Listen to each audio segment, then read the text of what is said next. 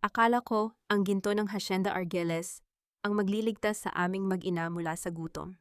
Hindi ko alam sa likod ng bango ng mga bulaklak sa Batangas ay may nakatagong amoy ng pagkabulok. Isang inang itinakwil, isang asawang sadyang pinatay sa mga dokumento at isang pamilyang handang pumatay ng dangal para sa silya ng kapangyarihan. Ako si Maggie at ito ang aking pagbangon mula sa putikan. Linisin mo ang dumi mo, Maggie. Ang sahig na ito ay mas mahalaga pa sa iyong pagkatao. Ang boses ni Doña Carmela Argeles ay hindi sumigaw, ngunit ang bawat pantig ay tila mga tipak ng yelo na dahan-dahang bumaon sa pandinig ni Maggie. Sa gitna ng malawak na ballroom ng Hacienda Argeles, kung saan ang kislap ng mga dambuhalang chandelier ay nakikipagpaligsahan sa ningning ng mga mamahaling hiyas ng mga panauhin, ang boses ng matanda ay umalingaw-ngaw, sapat na upang patigilin ang tawanan ng lahat. Dahan-dahang ibinaba ni Maggie ang kanyang paningin sa kanyang mga kamay. Kasalukuyan siyang nakaluhod sa makinis na sahig na gawa sa Italianong marmol. Ang kanyang puting uniforme ay dahan-dahan nang nababahiran ng kulay ube mula sa natapong wine. Kanina lamang bago mag-umpisa ang piging para sa fiesta, ay palihim siyang nagtungo sa bayan upang isanla ang kaisa-isang hiyas na natitira sa kanya, ang kanyang simpleng singsing sa kasal, para lamang mabili ang gamot ng kanyang anak na si Ana. Ang pagod at gutom na nararamdaman niya ay inialay niya sa pasasalamat na binigyan siya ng pagkakataong magsilbi sa handang ito, ngunit sa isang iglap, ang bawat butil ng kanyang sakripisyo ay tila naging isang maruming mantsa sa paningin ng kanyang amo. Naramdaman ni Maggie ang biglang panunuyo ng kanyang lalamunan. Ang bawat paghugot niya ng hininga ay tila paghigop ng nagbabagang uling na sumasakal sa kanyang baga. Nanigas ang kanyang buong katawan nang dahan-dahang itapat ni Doña Carmela ang dulo ng kanyang pointed heels sa nanginginig na mga daliri ni Maggie na kasalukuyang nakahawak sa basahang may bahid ng alak. Hindi ito aksidente. Ramdam ni Maggie ang bigat ng paa ng matanda, isang marahas na pagpaparamdam na sa loob ng mansyong ito, siya ay hindi isang tao, kundi isang kasangkapan na maaring tapakan sa oras na gustuhin nila. Ma, stop it! Maraming tao, ang mahinang bulong ni Tres Argeles. Nakatayo ang lalaki sa likuran ng kanyang ina, maayos ang suot na barong, ngunit ang kanyang mga mata ay nananatiling nakapako sa kawalan.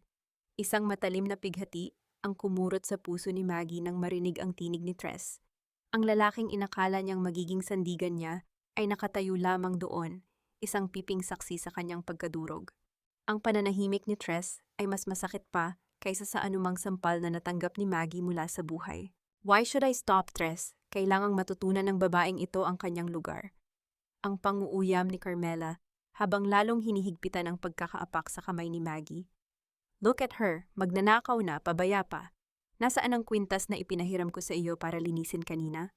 Huwag mong sabihing isinangla mo rin gaya ng ginawa mo sa dangal mo. Naramdaman ni Maggie ang pagpunit sa kanyang pagkatao sa bawat salitang binitawan ng matanda. Sa gilid ng kanyang paningin, nakita niya si Rosalinda, ang kapitbahay na tila ba palaging may dalang sumpa sa bawat pag-angat ng kanyang telepono. Kasalukuyan nang naka-on ang camera nito, ang ilaw ng screen ay nagniningning sa dilim, ipinapakita sa buong barangay ang bawat patak ng luha ni Maggie na dumarapo sa malamig na marmol. Ang hiya ay tila isang dambuhalang alon na lumulunod sa kanya, dahilan upang manghina ang kanyang mga tuhod. Paanong ang isang pusong nangarap lamang na iligtas ang kanyang pamilya ay nauwi sa ganitong uri ng pagkakaluhod? Sapat na ba ang utang na loob ko sa kanila upang hayaan kong sipsipin nila pati ang huling patak ng aking dignidad? Dahan-dahang inialis ni Maggie ang kanyang kamay mula sa ilalim ng sapatos ni Carmela. Hindi siya sumigaw, hindi siya lumaban ng marahas. Nanatili siyang nakayuko, ang kanyang buhok ay nagsilbing tabing upang itago ang nagngangalit na apoy sa kanyang mga mata. Sa loob ng bulsa ng kanyang apron, naramdaman niya ang init ng kanyang cellphone, ang recorder na kanina pa dahan-dahang kumukuha sa bawat binitawang salita ng matanda. Ang cliffhanger ay dahan-dahang nabubuo sa bawat segundo ng pananahimik ni Maggie. Habang pinapanood ng lahat ang kanyang pagkakasubsob, biglang naramdaman ni Maggie ang pag-vibrate ng kanyang telepono sa bulsa. Isang text message mula sa isang hindi kilalang numero ang pumasok, ang mensaheng muling nagpatibok sa kanyang pusong tila tumigil na sa pag-asa. Buhay ang asawa mo, huwag kang susuko. Nanigas ang buong pagkatao ni Maggie. Ang pighati ay naging kuryente ng pananabik at takot. Sino ang nagpadala ng mensaheng iyon? At bakit sa sandaling ito, sa gitna ng kanyang pinakamababang punto, ay muling bumabalik ang anino ng lalaking 3 taon na niyang pilit na hinahanap sa gitna ng kadiliman? Tumingala si Maggie at sa unang pagkakataon sa gabing iyon, sinalubong niya ang mapanghusgang titig ni Doña Carmela. Ang ulan sa labas ay nagsimula ng humampas sa malalaking bintana ng mansyon. Tila ba nagbababadya ng isang unos na hindi lamang wawasak sa fiesta, kundi pati na rin sa bawat kasinungalingang itinayo ng pamilya Arguelles. Hindi lahat ng sugat ay humihilom sa paglipas ng panahon. May mga sugat na sadyang binubuksan gabi-gabi ng boses ng isang taong pilit mong binubura sa alaala. Ngunit ang bawat tibok ng puso mo ay nagsasabing siya ay kasalukuyan pang humihinga. Ang malamig na bulong na iyon ng sariling isipan ni Maggie ay tila isang munting apoy na dahan-dahang nagbibigay ng init sa loob ng kanyang masikip at amoy amag na silid sa likuran ng mansyon. Pagkatapos ng kahihiyang dinanas sa ilalim ng sapatos ni Doña Carmela, dahan-dahan siyang naglakad patungo sa quarters ng mga katulong. Ang bawat hakbang niya ay may kasamang hapdi mula sa kanyang sugatang kamay, ngunit mas matindi ang kaba sa kanyang dibdib habang hawak ang cellphone na naglalaman ng misteryosong mensahe. Camera luylay, makikita ang anyo ni Maggie habang dahan-dahang binubuksan ang pinto ng kanyang silid. Doon, sa ibabaw ng isang manipis at butas-butas na banig, ay mahimbing na natutulog ang kanyang 4 taong gulang na anak na si Ana. Ang miyamay ng sandaling ito ay tila isang nakakasakal na usok. Sa loob ng dambuhalang mansyong iyon na nagniningning sa karangyaan, ang tunay na tagapagmana ng dangal ni Mateo Salcedo ay kasalukuyang nakahiga sa gitna ng mga lumang kahon at alikabok. Ang bango ng mga mamahaling rosas sa ballroom kanina ay napalitan na ng amoy ng katol at basang semento. Naramdaman ni Maggie ang matinding panunuyo ng kanyang lalamunan nang dahan-dahan siyang lumuhod sa tabi ng anak. Kalinga ang namayani nang haplusin niya ang noo ni Ana. Ang bata ay dahan-dahang nagmulat ng mata at sa kabila ng panghihina dahil sa ubo, ay nagawa pang ngumiti sa kanyang ina. "Mama, nasaan po si Papa Mateo? Sabi niyo po, uuwi siya kapag fiesta." Ang pabulong na tanong ni Ana, ang boses niya ay tila isang tuyong dahon na tinangay ng hangin. Naramdaman ni Maggie ang pagpunit sa kanyang kaluluwa. Kinuha ni Ana ang isang maliit na pito o whistle na gawa sa kahoy mula sa ilalim ng kanyang unan. Ang huling regalo ni Mateo bago ito biglang naglaho 3 taon na ang nakalilipas. Ang bawat mahinang tunog ng pito na pilit na iniihip ni Ana ay tila hiyaw ng katarungan sa pandinig ni Maggie. "Malapit na, anak. Malapit na siyang dumating. Magpagaling ka lang, ha?" Ang nanginginig na pangako ni Maggie habang idinidikit ang mukha sa maliit na palad ng anak. Isang internal crumbling ang dumaan sa kanyang isipan nang maalala niya ang huling gabi nila ni Mateo. Si Mateo ay isang mahusay na inhenyero sa Hacienda Arguelles. Noong gabing iyon, matapos makatuklas ng isang maanumalyang paglilipat ng mga titulo ng lupa sa ilalim ng pangalan ni Doña Carmela, ay hindi na muling nakauwi ang lalaki. Ang opisyal na ulat ng mga pulis, namatay sa isang sunog sa planta. Ngunit walang bangkay na nahanap, tanging ang balitang sadyang pinatay sa mga dokumento. Biglang narinig ni Maggie ang mabibigat na yabag ng sapatos sa pasilyo. Hindi ito ang hakbang ng mga kapwa niya katulong. Ito ay ang tunog ng dekalidad na balat ng sapatos ni Tres Arguelles. Huminto ang tunog sa tapat ng kanyang pinto. "Maggie, I know you're in there. Please, let's talk." Ang mahinang sabi ni Tres mula sa labas. Dahan-dahang binuksan ni Maggie ang pinto, ngunit hindi siya lumabas. Nanatili siyang nakatayo sa gitna ng dilim. Ang kanyang anyo ay puno ng dignidad sa kabila ng dumi sa kanyang uniforme. "Anong kailangan niyo, Sir Tres? Kung tungkol ito sa natapong alak, babayaran ko po iyon mula sa sahod ko sa susunod na buwan." Ang malamig na tugon ni Maggie, binaliwala ang pag-aalala sa mga mata ng lalaki. "It's not about the wine, Maggie. I want to help you." Tingnan mo ang kalagayan ni Ana.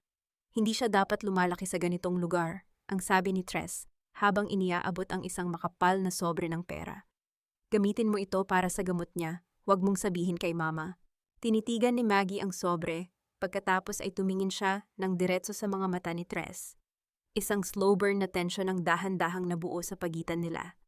"Ang pera niyo po, sir, ay hindi makakabili ng katarungang kinuha ng pamilya niyo sa amin. Ang kailangan ni Ana ay ang kanyang ama, hindi ang inyong awa." Bago pa man makasagot si Tres, Marahas na pinihit ni Maggie ang pinto at isinara ito. Ang tunog ng pagpihit ng bakal na seradura ay tila huling hatol sa kanilang pag-uusap.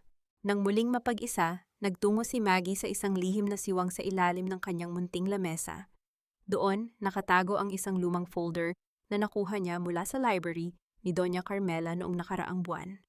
Nanginginig ang kanyang mga daliri habang binubuksan ang huling pahina. Ang cliffhanger ay dahan-dahang nabubuo sa bawat segundo ng panonood ni Maggie sa isang dokumentong may selyo ng Herrera Medical Clinic.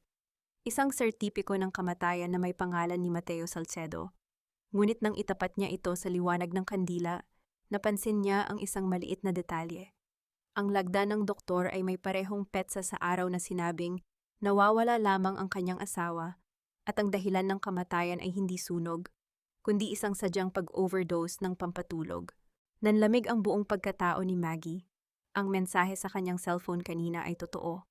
Buhay ang asawa niya, ngunit kasalukuyan siyang ginagawang bilanggo ng sarili niyang mga dokumento. Sino ang nagpadala ng mensahe? At hanggang kailan kayang tiisin ng isang ina ang pait ng pagkakaluhod kung ang bawat hininga niya sa loob ng mansyong ito ay kasalukuyan nang binabantayan ng mga aninong sadyang pumatay sa kanyang kaligayahan? Ang gabi sa Batangas ay ngayon pa lamang tunay na nagliliyab at ang tunay na unos ay papalapit na sa dulo ng pasilyo. Tanggapin mo ito, Maggie. Isang lumang bestida mula sa aking koleksyon. Bagay ito sa isang katulong na nangarap maging senyora, kahit na ang totoo ay hindi kailanman magiging sapat ang ganda ng tela upang takpan ang baho ng iyong pinagmulan. Ang boses ni Doña Carmela ay tila malapot na pulot. Matamis sa pandinig, ngunit nakakalunod sa katotohanan habang iniaabot niya ang isang kulay asul na bestida kay Maggie sa gitna ng malawak na sala.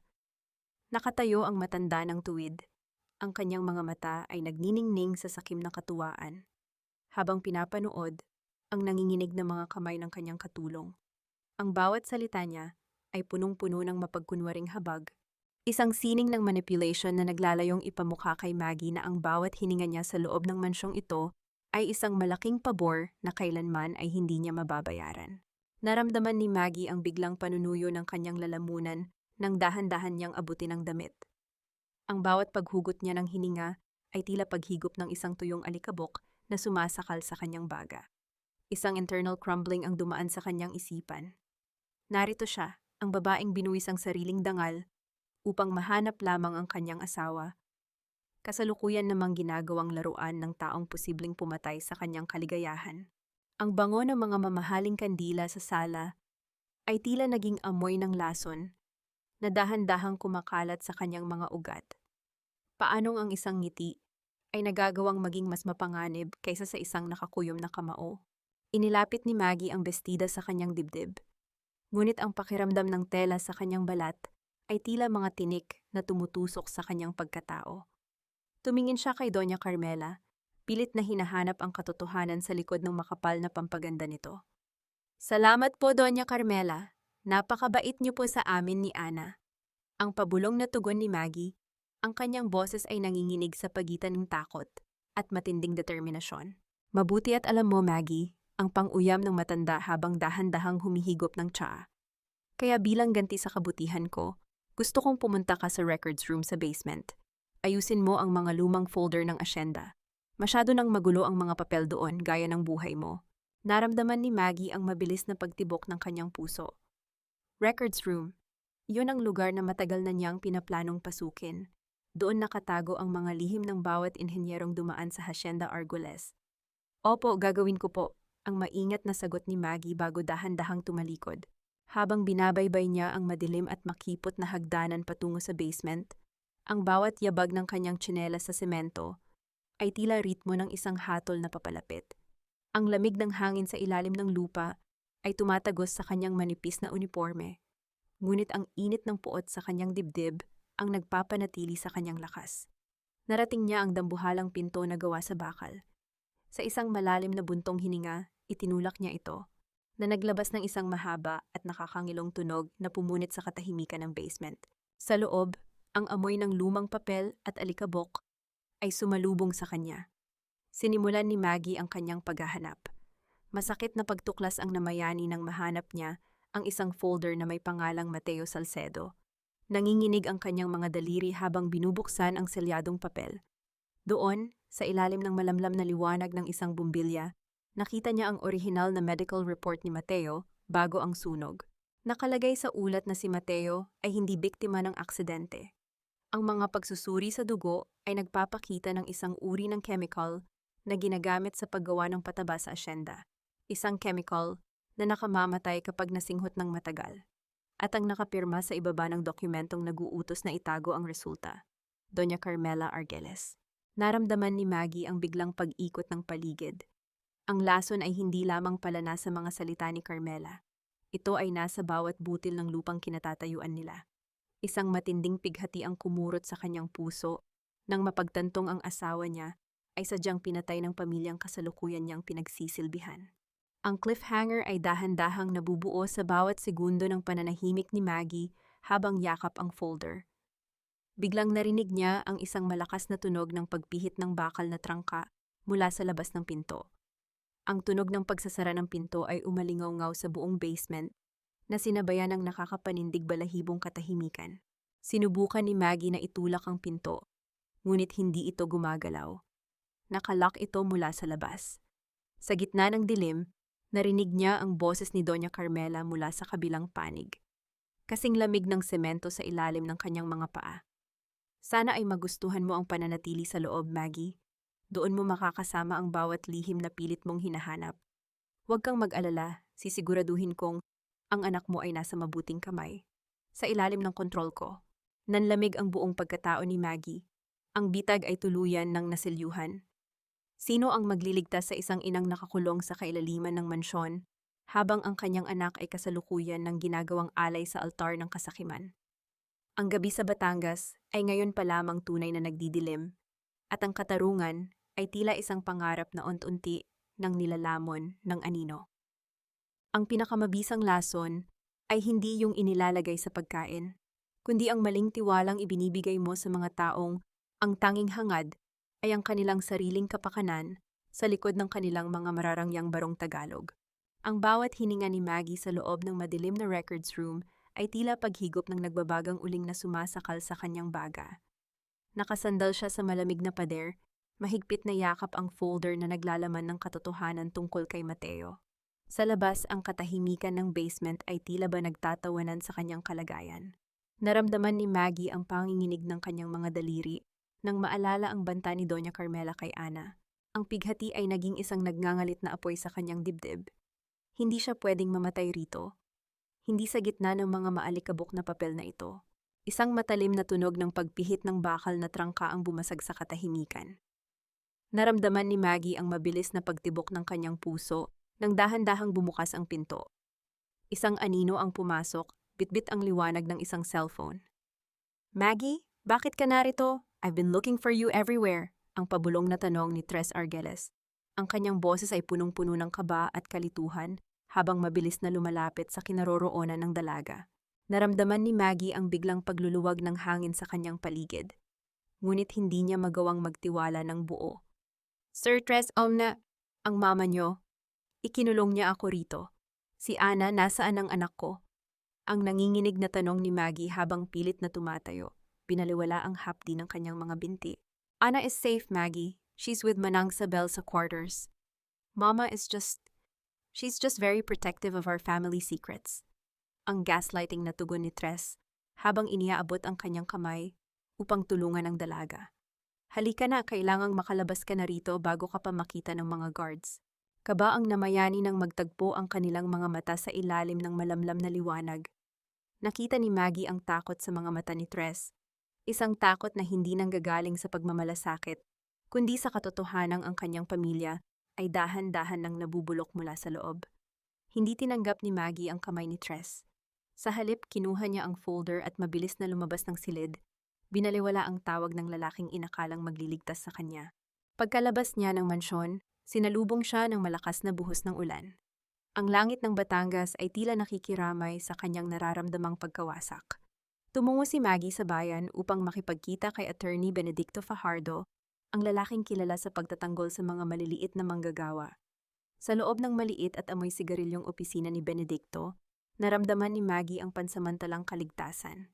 Nakatayo ang abogado sa harap ng bintana, suot ang kanyang puting barong Tagalog na tila ba simbolo ng kalinisan. Lumingon ito nang makita ang anyo ni Maggie, basang-basa, madungis at puno ng desperasyon. Attorney, pakiusap, tulungan niyo po ako. Hawak ko ang ebidensya ng pagpatay sa asawa ko. Ang pagsusumamo ni Maggie habang inilalagay ang basang folder sa ibabaw ng lamesa. Si Doña Carmela, pinatahimik nila si Mateo dahil nalaman niya ang tungkol sa mga peking titulo ng asyenda. Tapat na kalinga ang sana ay inaasahan ni Maggie nang dahan-dahang buksan ni Benedicto ang folder. Nakita niya ang pagbabago ng mukha ng abogado, mula sa pagkagulat patungo sa isang pambihirang uri ng seryosong titig. This is very dangerous, Maggie. Ang Hacienda Arguelles ay may mahabang galamay. But don't worry, I will protect you and Ana. Manatili ka rito sa storage room ko ngayong gabi. Bukas na bukas, isasampa natin ang kaso. Ang malambing na sabi ni Benedicto. Habang dahan-dahan niyang hinahaplos ang balikat ni Maggie, naramdaman ni Maggie ang muling pag-init ng kanyang mga mata. Sa wakas, may nakinig. Sa wakas, may isang taong handang manindigan para sa kanila. Salamat po, attorney. Maraming salamat po. Ngunit habang iniaayos ni Maggie ang kanyang sarili sa loob ng storage room, narinig niya ang mahinang bulong ni Benedicto mula sa kabilang panig ng pader. Ang mist of distrust ay muling bumalik, mas matalim at mas mapanganib kaysa sa dati. Dahan-dahang idinikit ni Maggie ang kanyang tainga sa dingding. Doña Carmela, opo, nakuha ko na ang mga dokumento. Ang narinig ni Maggie na boses ni Benedicto, kasing lamig ng asero. Huwag niyo pong kalilimutan ang ating usapan. Ang impormasyon tungkol sa kinaroroonan ng aking tunay na ama ang kabayaran nito. Opo, hinding-hindi na makakaalis ng buhay ang babaeng ito sa aking opisina. Naramdaman ni Maggie ang biglang panunuyo ng kanyang buong katawan. Ang internal crumbling ay tuluyan nang lumunod sa kanyang huling pag-asa. Ang taong inakala niyang magiging sandigan ay siya palang magiging mitya ng kanyang huling paglalaho. Sa bawat segundo ng pananahimik niya, narinig niya ang tunog ng dahan-dahang pagpihit ng bakal na kandado sa labas ng kanyang silid. Ang cliffhanger ay dahan-dahang nabubuo sa bawat yabag ng sapatos ni Benedicto na papalayo. Nakatitig si Maggie sa maliit na bintana ng storage room kung saan ang ulan ay lalong lumalakas. Wala na siyang folder, wala na siyang kakampi, at ang kanyang anak ay kasalukuyan pang nasa ilalim ng anino ng mga Arguelles. Saan ako pupunta sa gitna ng unos na ito kung ang bawat kamay na nakalahad ay may hawak na patalim sa likuran? Ito na ba ang dulo ng aking paglalakbay sa putikan? Ang mabulok sa isang madilim na silid habang ang katotohanan ay kasalukuyan ng ipinagbibili ng batas. Ang gabi sa Batangas ay ngayon pa lamang tunay na nagdidilim at ang katarungan ay tila isang mitsyang dahan-dahang nasusunog patungo sa isang pagsabog na wawasak sa lahat. Hindi mo na kailanman makikita ang anak mo, Maggie. Ang isang magnanakaw, pamanlilinlang na katulad mo, ay walang karapatang humawak sa dugo ng mga Arguelles. Hayaan mo na si Ana sa amin, dahil doon ay magkakaroon siya ng kinabukasan, hindi katulad sa piling mo na puro dumi at kahihiyan. Ang malamig na tinig na iyon ni Doña Carmela ay tila isang marahas na kidlat na bumasag sa huling hibla ng lakas ni Maggie. Nakatayo ang dalaga sa gitna ng malawak na foyer ng mansyon, basang-basa ang kanyang uniforme at nanginginig ang buong katawan. Kanina lamang, sa loob ng madilim na opisina ni Benedicto, ay halos mawalan siya ng hininga sa tindi ng pag-asa. Inisip niya na ang batas ang magliligtas sa kanya, ngunit ang kaisa-isang tulay na inakala niyang magdadala sa kanya sa katarungan ay siya palang maglulubog sa kanya sa mas malalim na putikan. Ang bawat patak ng ulan mula sa kanyang buhok ay tila mga luhang hindi na niya kayang ilabas, habang ang bango ng mamahaling pabango sa loob ng mansyon ay naging amoy ng lason na sumasakal sa kanyang pagkatao. Naramdaman ni Maggie ang matinding panunuyo ng kanyang lalamunan nang makita niya si Ana sa itaas ng hagdanan, hawak ng isang dambuhalang gwardya. Ang internal crumbling ay tuluyan ng lumalamon sa kanyang kalooban. Isang contextual irony ang dumaan sa kanyang isipan. Narito siya, ang asawa ng inhenyerong nagtayo ng bawat haligi ng asyendang ito, kasalukuyan namang itinataboy na parang isang basurang wala ng pakinabang. Ang bawat sulyap ni Carmela sa kanya ay punong-puno ng mapang-api na katuwaan. Isang sining ng manipulasyon na nagpaparamdam kay Maggie na ang kanyang buong buhay ay wala lamang halaga sa harap ng ginto. Mama, huwag niyo po akong iwan! Ang histeryang hiyaw ni Ana mula sa itaas. Ang boses niya ay pumiyok sa tindi ng takot. Ana, bitawan niyo ang anak ko. Doña Carmela, pakiusap. Kunin niyo na ang lahat. Huwag lang ang anak ko. Ang pagsusumamo ni Maggie habang dahan-dahang lumuluhod sa harap ng matanda. Binaliwala niya ang dumi sa kanyang tsinelas. Binaliwala niya ang bawat matang nakatingin sa kanya. Ang bawat sentimetro ng kanyang pagpapakababa ay inialay niya para sa kaligtasan ng kanyang munting anghel. Isang mapait na tawa ang isinagot ni Carmela habang iniaabot ang isang dokumento kay Maggie. It's too late, Maggie. Pinirmahan na ni Benedicto ang motion for temporary custody. Sinasabi rito na ikaw ay mentally unstable at isang banta sa kaligtasan ng bata. At ang ebidensya, ang mga recordings na sadyang dinoktor namin upang magmukhang ikaw ang pumatay kay Mateo.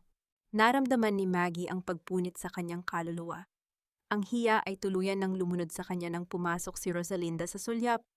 Hawak ang kanyang cellphone na kasalukuyan nang nakalive sa social media. Ayan na guys, ang yaya na nangarap maging senyora, kasalukuyan nang kinukuha ang anak dahil sa kanyang mga krimen. Tignan niyo kung gaano siya kawawa, kunwari ay umiiyak pero sa loob ay nagniningning ang kasakiman. Mapung tatpanta. Ang malakas na bulong ni Rosalinda sa kanyang mga viewers. Ang bawat salita niya ay tila mga tuka ng ibon na tumutusok sa dangal ni Maggie.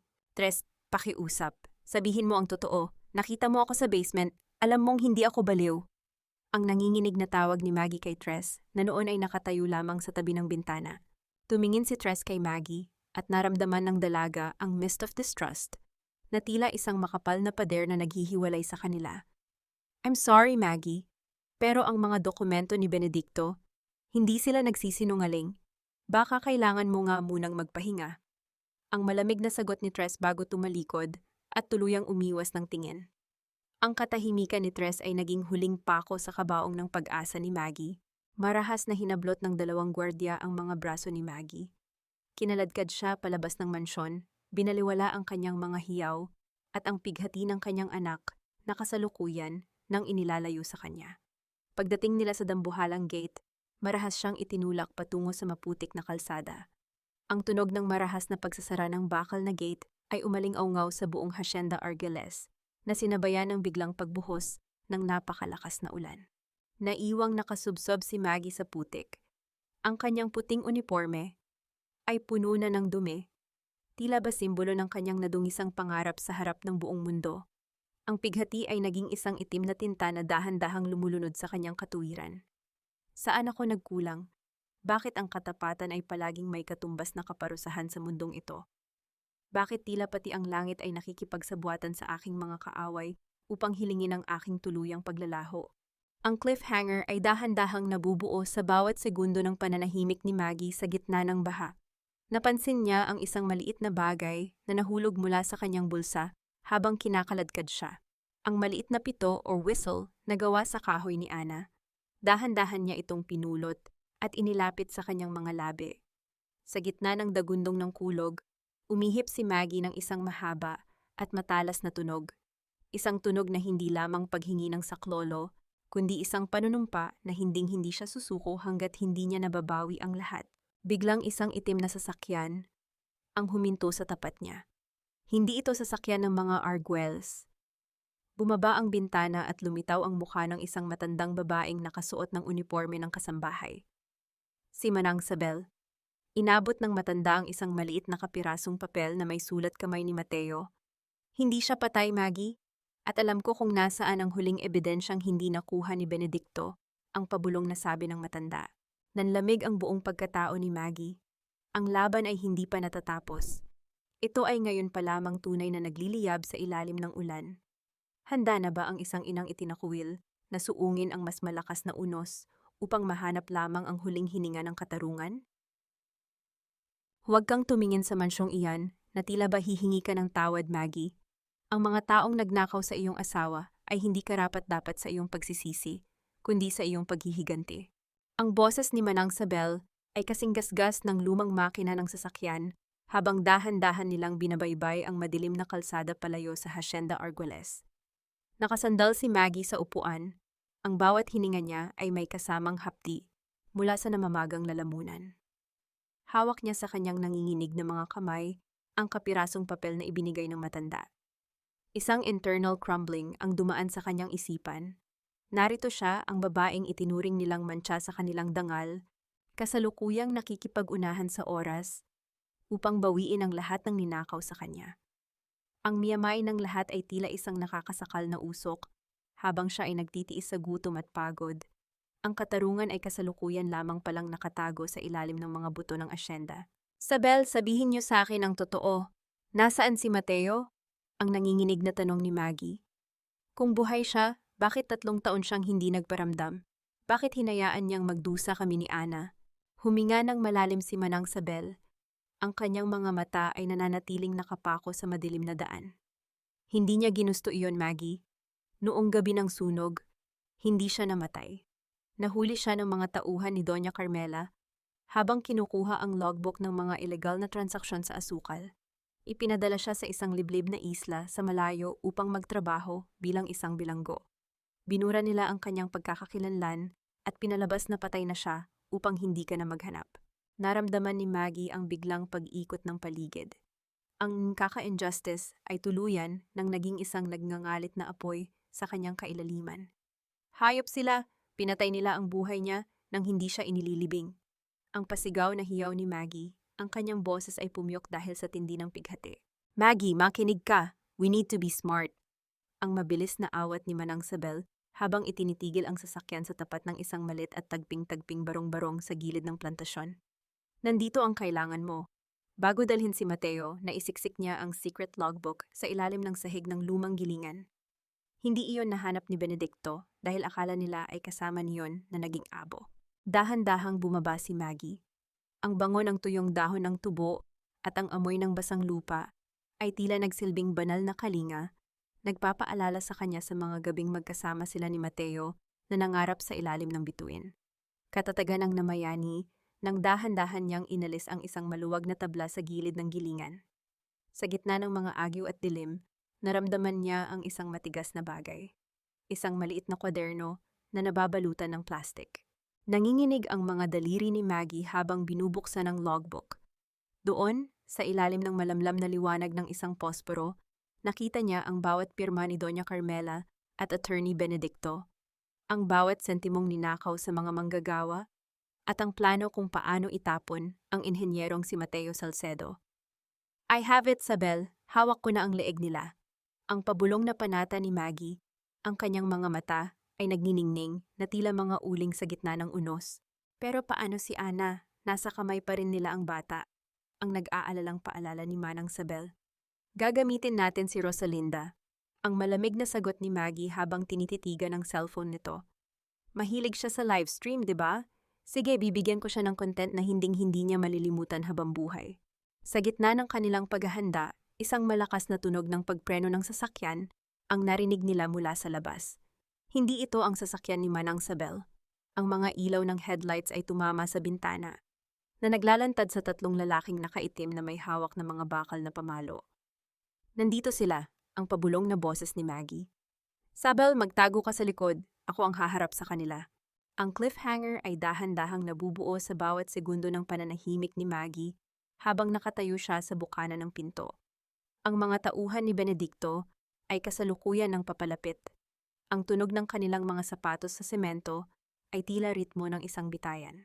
Ngunit sa gitna ng tensyon, napansin ni Maggie ang isa pang anino sa likuran ng mga lalaki. Si Tres Arguelles, nakatayo sa dilim, may hawak na baril at nakatutok sa sarili niyang mga tauhan. Ilayo niyo ang mga kamay niyo sa kanya. Ang pasigaw na bulyaw ni Tres na umalingaw-ngaw sa buong plantasyon. Sino ang tunay na kakampi ni Maggie sa gabing ito? Ang lalaking nanahimik habang siya ay inaapi o ang katotohanang kasalukuyan niyang hawak sa kanyang dibdib? Ang gabi sa Batangas ay ngayon pa lamang tunay na nagliliyab at ang bawat hininga ni Maggie ay tila isang pakikipagpatintero sa kamatayan. Ang katarungan ay hindi dumarating ng may ingay ng kampana o hiyaw ng trumpeta. Madalas, ito ay dahan-dahang gumagapang sa dilim, kasing tahimik ng isang panalangin pilit na binubura ng mga taong may suot na maskara ng kabanalan. Ang malamig na bulong na iyon ng sariling isipan ni Maggie ay tila isang munting sulo habang nakaupo siya sa loob ng maliit na sala ni Rosalinda. Nanginginig ang kanyang mga daliri habang maingat niyang binubuklat ang logbook sa ilalim ng malamlam na liwanag ng isang bumbilya. Sa bawat pahinang nababasa niya, naramdaman ni Maggie ang muling pagpunit sa kanyang puso. Nakasulat doon ang bawat pawis at dugo ni Mateo, ang bawat banta ni Attorney Benedicto, at ang bawat lason na sadyang inihain ni Doña Carmela upang patayin ang katotohanan.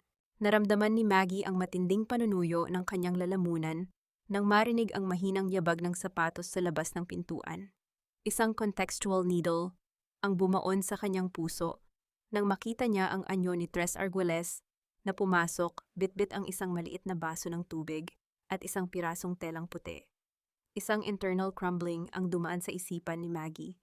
Narito ang lalaking nanahimik habang siya ay inaalipusta, kasalukuyan namang nag-aalok ng kalinga sa gitna ng kanyang pagkawasak. Ang miyamay ng sandaling ito ay tila isang nakakasakal na usok. Ang anak ng taong sumira sa kanyang buhay ay siya na ngayong kaisa-isang tulay niya patungo sa kaligtasan ni Ana. Maggie, inumin mo muna ito. You need to stay strong para kay Ana. Ang mahinang sabi ni Tres. Ang kanyang boses ay punong-puno ng pagsisisi. Inilapag niya ang tubig sa lamesa at dahan-dahang kinuha ang maliit na pito o whistle ni Ana na kanina pa hawak ni Maggie. Ganap na pagpapakumbaba ang namayani nang kumuha si Tres ng isang maliit na kutsilyo at dahan-dahang nilinis ang putik na nakadikit sa kahoy ng pito. Walang salita. Tanging ang tunog ng pagkayod ng bakal sa kahoy ang pumunit sa katahimikan ng gabi. Naramdaman ni Maggie ang biglang paglambot ng kanyang panga nang mapagtantong sa kabila ng ginto at karangyaan. Si Tres ay isa ring bilanggo sa loob ng sarili niyang mansyon. Bakit ngayon lang, Tres? Bakit kailangan mo pang makita ang dugo ko sa sahig bago ka magising? Ang pabulong na tanong ni Maggie, ang kanyang mga mata ay nanunubig sa tapat na pighati. Tumitig si Tres sa malayo, ang kanyang panga ay nagngangalit. Dahil nabulag ako ng utang na loob, Maggie. Inisip ko na ang pagiging masunuring anak ay tanda ng pagmamahal, hindi ko alam na ito ay selyo na pala ng pagiging kasabwat sa krimen. But I promise you, bago sumikat ang araw bukas, ang bawat pader na itinayo ni Mama ay guguho. Lumingon si Maggie kay Rosalinda, na noon ay nakatayo sa isang sulok, nanginginig ang mga kamay habang hawak ang kanyang cellphone. Ang mist of distrust sa pagitan nila ay tila dahan-dahan nang natutunaw. Rosalinda, handa ka na ba? Bukas sa harap ng council, huwag mong ititigil ang camera. Ipakita mo sa buong Batangas kung paano itaboy ng isang asendero ang sarili nitong budhi. Oo po, Maggie, patawarin mo ako. Kailangan ko lang talaga ng pambayad sa upa nun. Ang hikbi ni Rosalinda, ang kanyang boses ay tila isang tuyong dahon na tinangay ng hangin. Naramdaman ni Maggie ang muling pag-init ng kanyang mga mata. Doon niya na-realize na ang tunay na katarungan ay hindi lamang tungkol sa pagpapakulong sa mga may sala, kundi sa pagtuturo sa mga taong gaya ni Rosalinda na ang dangal ay hindi dapat ibinebenta sa gitna ng gutom. Kalinga ang mangyari ng dahan-dahang hawakan ni Tres ang nanginginig na palad ni Maggie. Ang haplos ng lalaki ay panandalian lamang, ngunit nag-iwan ito ng isang kuryenteng nagbibigay ng pambihirang lakas. Magpahinga ka na, Maggie. Bukas ay ang gabi ng pagmamano. Doon natin tatapusin ang lahat. Nang sumapit ang madaling araw, naiwang mag-isa si Maggie sa loob ng silid. Kinuha niya ang kanyang lumang nursing uniform. Ang uniforming suot niya noong gabing itinapon siya sa ulan. Iniladlad niya ito sa kama, dahan-dahang pinupunasan ang bawat mantsa ng putik. Ito ang magiging baluti niya para sa bukas. Ang cliffhanger ay dahan-dahang nabubuo sa bawat segundo ng pananahimik ni Maggie habang tinititigan ang litrato ni Mateo.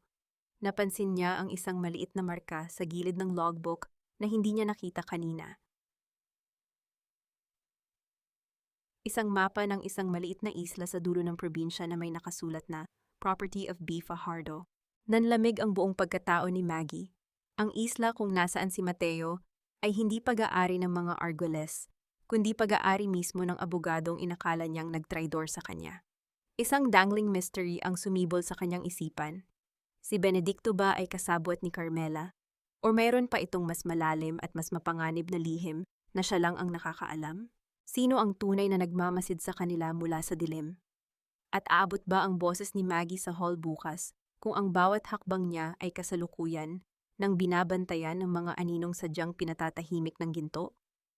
Ang gabi sa Batangas ay ngayon pa lamang tunay na nagliliyab at ang bawat hininga ni Maggie ay tila isang pakikipagpatintero sa tadhana. Ang bawat kislap ng diamante sa iyong leeg ay tila mga matang nangungutya sa bawat bighating idinulot mo sa mga taong nangarap lang ng katarungan. Ang malamig na bulong na iyon sa isipan ni Tres Arguelles ay tila isang mitsa na dahan-dahang sumusunog sa kanyang natitirang respeto sa sariling ina. Nakatayo siya sa gitna ng malawak na silid ni Doña Carmela, habang ang bango ng mga mamahaling pabango at ang amoy ng lumang kahoy ay tila sumasakal sa kanyang hininga. Pinagmamasdan niya ang kanyang ina na kasalukuyang nakaharap sa dambuhalang salamin, maingat na isinusuot ang kanyang mga hiyas para sa gaganaping gabi ng pagmamano. Naramdaman ni Tres ang matinding panunuyo ng kanyang lalamunan nang dahan-dahan siyang lumapit. Isang contextual needle ang bumaon sa kanyang puso nang mapansin niya ang isang maliit na uka sa ilalim ng dambuhalang jewelry box ng matanda. "You look beautiful, ma. Tila ba walang anumang bagyong dumaan sa asyenda natin nitong mga nakaraang araw?" Ang malamig na sabi ni Tres. Ang kanyang boses ay tila isang asero na dumaan sa yelo. Isang mapait na tawa ang kumawala sa mga labi ni Doña Carmela habang inaayos ang kanyang buhok. Ang Bagyo Tres ay para lamang sa mga taong walang sariling pundasyon. Ang mga Arguelles ay nananatiling matatag dahil alam natin kung paano itapon ang mga dumi na pilit sumisira sa ating kintab, gaya ng ginawa natin kay Maggie. Naramdaman ni Tres ang biglang pag-igting ng kanyang panga. Ang internal crumbling ay tuluyan ng lumalamon sa kanyang kalooban. Pighati ang dumaan sa kanyang isipan nang maalala niya ang amoy ng sampagita sa lumang scarf ni Maggie na nahanap niya sa quarters kanina. Ang bango ng katapatan ay mas matindi pa kaysa sa anumang lason na inihahain ng kanyang ina. Nang lumabas si Carmela upang asikasuhin ang mga bisita sa ibaba, mabilis na kumilos si Tres. Ang bawat yabag ng kanyang sapatos sa makapal na carpet ay hindi nakalikha ng tunog. Tila ba isa siyang aninong naghahanap ng katarungan sa loob ng sarili niyang tahanan. Dahan-dahan niyang binuksan ang lihim na siwang sa ilalim ng jewelry box. Doon, nagniningning sa dilim, nakita niya ang gintong singsing na de la Peña, ang singsing na ipinaratang nilang ninakaw ni Maggie 3 taon na ang nakalilipas. Nanigas ang buong pagkatao ni Tres. Ang kaisa-isang ebidensyang sumira sa buhay ni Maggie ay kasalukuyan lamang palang itinatago ng kanyang ina bilang isang tropeyo ng kanyang kasamaan. Ngunit hindi lang iyon ang kanyang nahanap. Sa tabi ng singsing ay may isang itim na recorder at isang tumpok ng mga sulat na may selyo ng isla ni Benedicto Fajardo. Binuksan ni Tres ang recorder. Ang boses ni Attorney Benedicto ang bumulad sa kanya, malinaw at puno ng kataksilan. "Doña Carmela, huwag kayong mag-alala. Ang asawa ni Maggie ay kasalukuyan ng ginagawang alipin sa minahan. Hinding-hindi na siya makakaalis doon ng buhay. Siguraduhin niyo lang na ang pondo para sa aking kandidatura ay maidedeposito bukas." Naramdaman ni Tres ang biglang pag-ikot ng paligid. Ang mist of distrust ay tuluyan ng napawi na palitan ng isang katotohanang mas masakit pa sa anumang sampal. Ang pamilyang pilit niyang pinangalagaan ay isang dambuhalang katayan ng mga pangarap. Sa tindi ng galit, mahigpit niyang nakuyom ang singsing sa kanyang palad hanggang sa bumaon ang talim nito sa kanyang balat. Ang bawat patak ng kanyang dugo sa sahig ay tila panunumpa na ang gabi ng paniningil ay malapit na. Mabilis niyang isiniksik ang recorder at ang mga sulat sa loob ng kanyang barong. Kabaang namayani nang marinig niya ang tunog ng dahan-dahang pagpihit ng doorknob. Hindi ito ang mabigat na hakbang ni Carmela. Ito ay ang banayad at mapanganib na hakbang ni Attorney Benedicto. "Sir Tres, bakit kayo narito sa silid ng inyong ina?" Ang malamig na tanong ng abogado mula sa bukana ng pinto. Nakatayo ang lalaki, maayos ang suot, ngunit ang kanyang mga mata ay nanlilisik sa paghihinala. Tumingin si Tres ng diretso sa mga mata ng abogado. Isang matalim na ngiti ang sumilay sa kanyang mga labi. Isang ngiting nagsasabing ang laro ay tapos na. "Naghahanap lang ako ng hiyas na nababagay para sa party mamaya, attorney. Pero mukhang mas marami pa akong nahanap kaysa sa inaasahan ko." Ang cliffhanger ay dahan-dahang nabubuo sa bawat segundo ng pananahimik sa pagitan ng dalawang lalaki. Napansin ni Benedicto ang panginginig ng kamay ni Tres na may bakas ng dugo.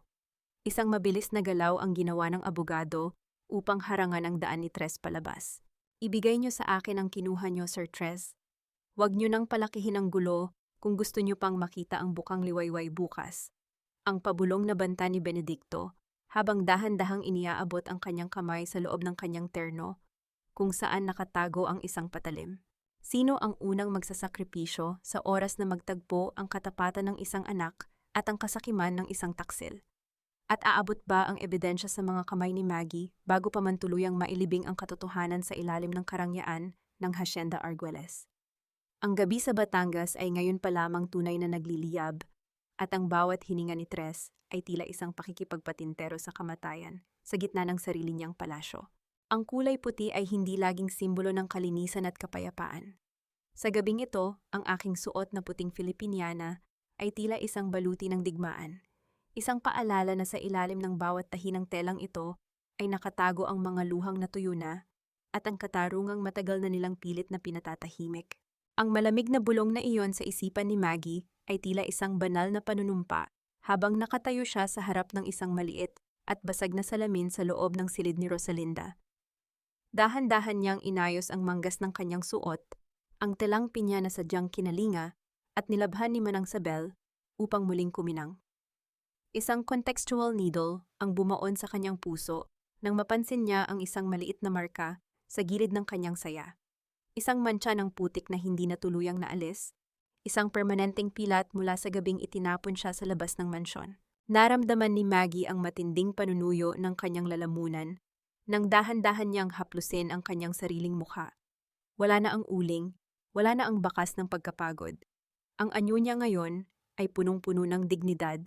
Tila ba ang pait ng nakaraan ay naging isang dambuhalang kiskisan na lalong nagpatalim sa kanyang paninindigan. Ang bango ng sampagita sa paligid ay nahahaluan ng amoy ng luma at maamag na papel mula sa logbook na kasalukuyan niyang isinisiksik sa loob ng kanyang maliit na clutch bag. Napakaganda mo, Maggie. Para kang isang anghel na handang sumabak sa impyerno, ang mahinang sabi ni Rosalinda habang iniaabot ang isang basong tubig. Ang boses ng kapitbahay ay punong-puno ng paghanga at takot. Sigurado ka na ba rito? Ang Council of Elders ng mga Arguelles. Hindi sila basta-basta nakikinig sa mga katulad natin. Hindi ako pupunta roon upang makinig sa kanila, Rosalinda. Ang maring sagot ni Maggie, ang kanyang boses ay tila isang asero na pinatibay ng apoy. Pupunta ako roon upang sila ang makinig sa hiyaw ng katotohanan. Handa na ba ang iyong cellphone? Siguraduhin mong ang bawat segundo ng kanilang pagtataksil ay makikita ng buong mundo. Kalinga ang namayani nang biglang pumasok si Manang Sabel. Hinihingal at may dalang isang maliit na sobreng may bakas ng dugo. Naramdaman ni Maggie ang biglang pag-ikot ng paligid. Maggie, galing ito kay Sir Tres, ang nanginginig na ulat ng matanda. Naabutan ko ang kanyang tauhan sa kanto. Nagkagulo raw sa loob ng silid ng Donya. Nahuli siya ni Benedicto, pero nagawa niyang itapon ang sobreng ito palabas ng bintana bago siya tuluyang makulong sa loob. Nanginginig ang mga daliri ni Maggie habang binubuksan ang sobre. Ang internal crumbling ay dahan-dahang gumagapang sa kanyang kalooban. Ang lalaking inakala niyang kaaway ay kasalukuyan nang nagbubuwis ng buhay para sa kanya. Sa loob ng sobre ay ang gintong singsing na de la Peña at ang itim na recorder. Nang pindutin ni Maggie ang play button, ang boses ni Doña Carmela na umamin sa krimen ay umalingaw sa maliit na silid. Tila ba isang banal na mensahe sa gitna ng kadiliman. Mateo, malapit na. Ang pabulong na panalangin ni Maggie habang idinidikit ang recorder sa kanyang dibdib. Ang bawat tibok ng kanyang puso ay tila nakikipagsabayan sa mabilis na yabag ng tadhana. Sa labas, ang tunog ng mga kampana ng simbahan sa bayan ay nagsisimula ng tumunog, hudyat ng pagsisimula ng gabi ng pagmamano. Ang mga dambuhalang sasakyan ng mga asendero ay kasalukuyan nang pumapasok sa malawak na bakuran ng barangay hall. Ang paligid ay nababalot ng kislap ng mga ilaw at ang huwad na halakhak ng mga taong ang tanging yaman ay ang kanilang mga kasinungalingan. Katatagan ang nangyari nang lumabas si Maggie mula sa barong-barong. Tiningala niya ang langit ng Batangas. Ang ulan ay tumigil na at ang buwan ay nagniningning ng labis. Tila ba isang malaking mata na nagbabantay sa kanyang bawat hakbang. Hindi na siya nanginginig. Ang pighati ay tuluyan ng naging isang malamig at matalas na determinasyon. Ang cliffhanger ay dahan-dahang nabubuo sa bawat hakbang ni Maggie patungo sa dambuhalang pinto ng barangay hall. Nakatayo siya sa bukana, ang puting Filipiniana niya ay naglalabas ng sariling liwanag sa gitna ng dilim. Napansin niya ang mga gwardiya ni Benedicto na kasalukuyan ng nakatitig sa kanya. Ang mga kamay ay dahan-dahang bumababa patungo sa kanilang mga baril. At sa loob, narinig niya ang boses ni Doña Carmela na kasalukuyan nang nag-uumpisang magbigay ng kanyang talumpati tungkol sa honor at legacy. Handa na ba ang anak ng inapi na basagin ang katahimikan ng mga makapangyarihan? At ano ang magiging kapalaran ni Tres kung ang kaisa-isang ebidensyang maaring magligtas sa kanya ay kasalukuyan ng hawak ng babaeng nais niyang protektahan? Ang gabi sa Batangas ay ngayon pa lamang tunay na nagliliyab, at ang katarungan ay malapit ng sumabog sa gitna ng marangyang pagdiriwang. Ang bawat yabag ng aking mga paa sa makinis na sahig na ito ay hindi na hiyaw ng isang katulong na humihingi ng awa, kundi yabag ng isang katarungang matagal na ninyong pilit na ibinaon sa limot. Ang malamig na tinig na iyon ni Maggie ay umalingaw-ngaw sa dambuhalang bulwagan ng barangay hall, sapat na upang patigilin ang masiglang tugtugin ng orkestra. Nakatayo siya sa gitna ng malawak na pinto. Ang kanyang puting Filipiniana ay nagniningning sa ilalim ng mga chandelier. Tila ba ang bawat hibla ng tela ay naglalabas ng sariling liwanag upang ipamukha ang karangyaan ng kanyang tunay na pagkatao. Ang bawat mata ng Council of Elders, ng mga asendero, at ng mga politikong panauhin ay napako sa kanyang anyo. Isang contextual irony ang bumalot sa sandaling iyon. Narito si Maggie, ang babaeng pinaluhod sa putikan 3 taon na ang nakalilipas. Ngayon ay nakatayo ng matuwid sa harap ng mismong mga taong nagnakaw sa kanyang kaligayahan.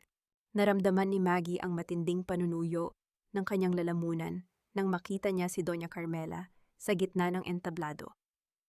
Ang matanda ay nakasuot ng kulay ube na terno, nagniningning ang kanyang mga hiyas, ngunit ang kanyang mukha ay biglang nawalan ng kulay nang makita ang dalaga.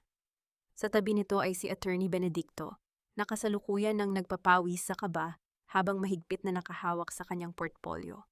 Ang bango ng sampagita sa paligid ay tila naging amoy ng lason na sumasakal sa hininga ng mga nagkasala. Serafina Bro, Tarifian, anong kalapastanganan ito? Ang nanginginig na hiyaw ni Doña Carmela, pilit na ibinabalik ang kanyang autoridad. Security, ialabas ang babaeng iyan. She is a criminal. Rosalinda, bakit hindi ka gumagalaw? I-live mo ang pag-aresto sa kanya. Ngunit sa pagkakataong ito, si Rosalinda ay hindi lumapit kay Maggie upang manguyam. Nakatayo ang kapitbahay sa gilid, nanginginig ang mga kamay habang hawak ang kanyang cellphone, ngunit ang lens ng camera ay nakatutok ng diretso sa nanlilisik na mukha ni Carmela. Nakalive na po, Doña Carmela, at kasalukuyan ng pinapanood ng 50,000 tao ang inyong huling talumpati, ang pabulong na sagot ni Rosalinda. Katarungan ang namayani nang humakbang si Maggie patungo sa entablado. Hindi siya tumakbo, hindi siya sumigaw. Ang kanyang bawat hakbang ay may dalang bigat ng 3 taon ng pighati. Nang makarating siya sa tapat ni Carmela, inabot ng matanda ang kanyang kamay upang pilitin si Maggie na magmano, ang huling pagtatangka na gamitin ang utang na loob upang pasukuin ang dalaga. Magmano ka, Maggie, kilalanin mo ang iyong lugar. Ang malamig na utos ni Carmela. Tumingin si Maggie ng diretso sa mga mata ng kanyang biyanan. Dahan-dahan niyang kinuha ang itim na recorder mula sa kanyang bag at inilapag ito sa gitna ng hapag ng Council of Elders. Hindi ko na kailangang luhuran ng isang kamay na punong-puno ng dumi, Doña Carmela. Dahil sa gabing ito, ang bawat diamanteng suot nyo ay magsisilbing mga rehas na magkukulong sa inyong kasamaan. Pinindot ni Maggie ang play button. Ang boses ni Doña Carmela at ni Attorney Benedicto ay umalingaw-ngaw sa dambuhalang sound system ng hall, malinaw at nakakapangilabot. Narinig ng buong Batangas ang tungkol sa peking death certificate ni Mateo, ang tungkol sa pagnanakaw ng pondo ng mga manggagawa, at ang plano kung paano ililigpit si Maggie sa ulan. Isang internal crumbling ang dumaan sa bawat pusong nakamasid. Ang hiya ay tuluyan ng lumunod kay Carmela nang mapagtanto niyang ang kanyang buong kaharian ay itinayo sa ibabaw ng mga bangkay ng katotohanan. This is not true. Iyan ay sadyang dinoktor. Ang pasigaw na bulyaw ni Benedicto habang sinusubukang takasan ng mga tao, ngunit biglang bumukas ang pinto sa gilid at pumasok si Tres Argeles. Ang lalaki ay may mga bakas ng dugo sa kanyang barong, ngunit ang kanyang mga mata ay nagniningning sa tindi ng pagbawi ng dangal. Kasunod niya ang mga operatiba ng pulisya. Hindi na niyo kailangang magsinungaling, attorney. Ang malamig na sabi ni Tres habang iniaabot ang orihinal na gintong singsing na de la Peña sa pinuno ng Council of Elders. Nahanap ko na ang lahat, pati ang listahan ng mga offshore accounts na sadyang ginagamit niyo para maglaban ng pera mula sa asyenda. Naramdaman ni Maggie ang paglambot ng kanyang panga nang makita si Tres na nakatayo sa tabi niya.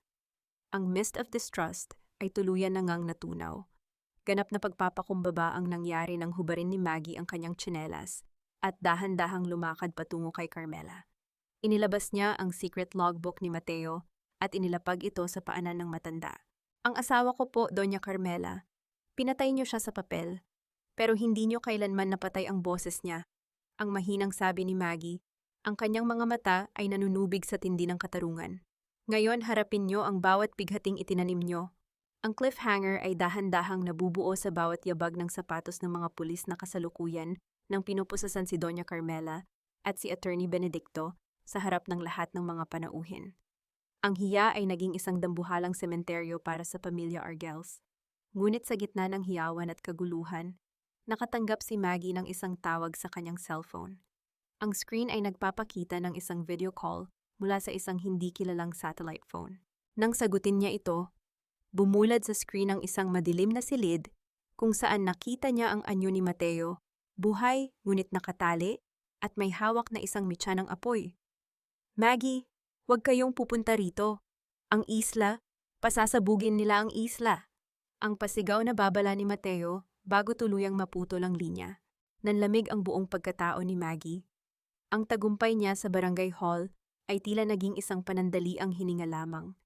Handa na ba ang isang ina na isakripisyo ang kanyang bagong katarungan upang iligtas ang asawang kasalukuyan nang nilalamon ng panganib sa gitna ng dagat? Ang gabi sa Batangas ay ngayon pa lamang tunay na nagliliyab at ang katarungan ay kasalukuyan nang nakikipag-unahan sa kamatayan. Ang dangal na itinayo sa ibabaw ng mga pira-pirasong buhay na ninakaw mo ay tila isang bituin na sadyang nakatakdang bumagsak dahil walang kahit anong kislap ang makapagtatago sa dilim ng iyong budhi. Ang boses ni Maggie ay tila isang malamig na hanging umiihip sa loob ng nagkakagulong barangay hall habang ang mga operatiba ng pulisya ay kasalukuyan nang hinihila si Doña Carmela at Attorney Benedicto. Nakatayo ang matanda sa gitna ng entablado. Ang kanyang diamanting kwintas ay napigtas sa tindi ng pagpupumiglas, at ang bawat butil ng hiyas ay nagkalat sa sahig, na tila mga pira-pirasong pangarap na wala ng halaga. Naramdaman ni Maggie ang matinding panunuyo ng kanyang lalamunan nang magtagpo ang kanilang mga mata. Isang sulyap na puno ng hiya at matinding puot mula sa reyna ng mga Arguelles na ngayon ay tuluyan na ngang naging isang bilanggo ng sarili niyang kasakiman. Naramdaman ni Maggie ang biglang pag-ikot ng paligid nang maalala ang hiyaw ni Mateo sa video call. Ang pait ng tagumpay ay tila naging lason sa kanyang dibdib.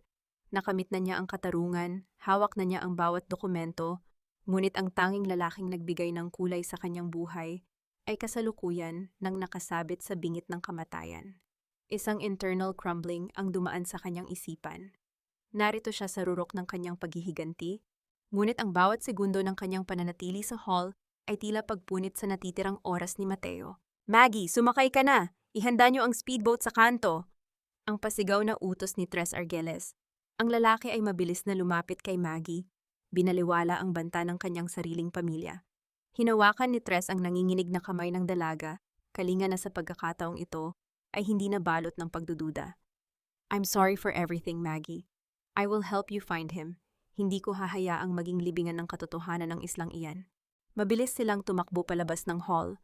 Nilagpasan ang mga reporter na kasalukuyan nang dinudumog ang sasakyan ng mga pulis. Sa labas, nakita ni Maggie si Rosalinda na kasalukuyan ng sumisigaw sa kanyang livestream, ngunit hindi na tungkol sa chismis.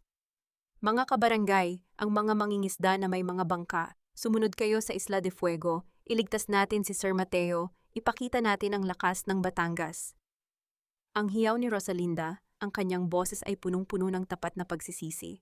Naramdaman ni Maggie ang muling pag-init ng kanyang mga mata habang binabagtas nila ang malakas na alon patungo sa isla. Ang bango ng alat ng dagat ay nahahaluan na ngayon ng amoy ng lason at usok mula sa malayo. Katatagan ang namayani nang kinuha ni Maggie ang maliit na pito o whistle ni Ana mula sa kanyang bag. Dahan-dahan niya itong hinaplos.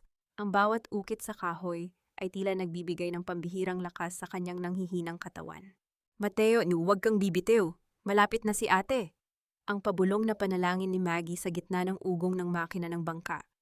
Narating nila ang Isla de Fuego, Ang paligid ay nababalot ng makapal na usok mula sa isang lumang bodega sa gitna ng minahan. Isang internal crumbling ang dumanas sa kalooban ni Maggie nang marinig niya ang unang malakas na pagsabog mula sa loob ng gusali. Ang bawat piraso ng semento na lumilipad sa hangin ay tila manganhat daw na tumatama sa kanyang puso. Mateo! Ang histeryang hiyaw ni Maggie habang sinusubukang tumalon mula sa bangka patungo sa nagbabagang dalampasigan. Mabilis siyang pinigilan ni Tres. Delikado, Maggie. Hayaan mong ang mga awtoridad ang pumasok. Hindi ko siya pwedeng iwan muli, Tres. 3 taon kaming naghintay sa sandaling ito. Ang mariing sagot ni Maggie habang marahas na tinabig ang kamay ng lalaki. Ang cliffhanger ay dahan-dahang nabubuo sa bawat hakbang ni Maggie patungo sa nag-aapoy na bodega. Napansin niya ang isang pamilyar na bulto sa bukana ng pinto, ang anyo ni attorney. Benedicto na kasalukuyan, nang pilit na tumatakas mula sa loob, may hawak na isang galon ng gasolina, ngunit napatigil ito nang makita ang dambuhalang apoy na mabilis na gumagapang patungo sa mga tangke ng chemical. Sino ang unang lalamunin ng katarungan sa islang ito? Ang abogado na nagnanais burahin ang huling saksi o ang inang handang suungin ang impyerno upang mabuo lamang ang kanyang pamilya? Ang gabi sa Batangas ay ngayon pa lamang tunay na nagliliyab. At ang bawat hininga ni Maggie ay tila isang pakikipagpatintero sa tadhana, bago ang huling pagsabog na wawasak sa bawat bituin ng Hacienda Argeles. Aha! Hindi sapat ang lahat ng gintong dumaan sa aking mga kamay, kung sa dulo ng gabi, ang tanging yayakapin ko ay ang abo ng iyong alaala. 1,000 beses akong lumuhod sa mansyong iyon, ngunit ang bawat hapdi sa aking mga tuhod ay handa kong uulitin. Makita lang ang iyong mga mata na muling nagniningning. Ang malamig na bulong na iyon sa isipan ni Maggie ay tila isang munting panalangin, habang pilit niyang sinusugod ang naglalagablab na bukana ng lumang bodega sa Isla de Fuego. Ang bawat paghugot niya ng hininga ay tila paghigop ng nagbabagang uling na sumasakal sa kanyang baga. Ang usok ay naging isang makapal at itim na kumot na bumabalot sa bawat hininga ng katarungan. Sa kanyang harapan, ang apoy ay tila mga nagugutom na halimaw na dahan-dahang kumakain sa bawat haligi ng gusali. Isang dambuhalang mitya na nagbibilang ng natitirang sandali ng buhay ni Mateo. Naramdaman ni Maggie ang matinding panunuyo ng kanyang lalamunan nang marinig niya ang isang pamilyar na tunog sa gitna ng dagundong ng liyab. Isang mahina at nanginginig na tunog ng pito. Ang whistle na gawa sa kahoy. Ganap na pagkilala ang namayani. Sa gitna ng impyernong ito, ang tinig ni Mateo ay hindi nanggaling sa hiyaw, kundi sa huling regalong iniwan nito para sa kanilang anak. Mateo, Mateo, nasaan ka? Ang pasigaw na hiyaw ni Maggie, ang boses niya ay basag na tila isang kristal na nahulog sa semento.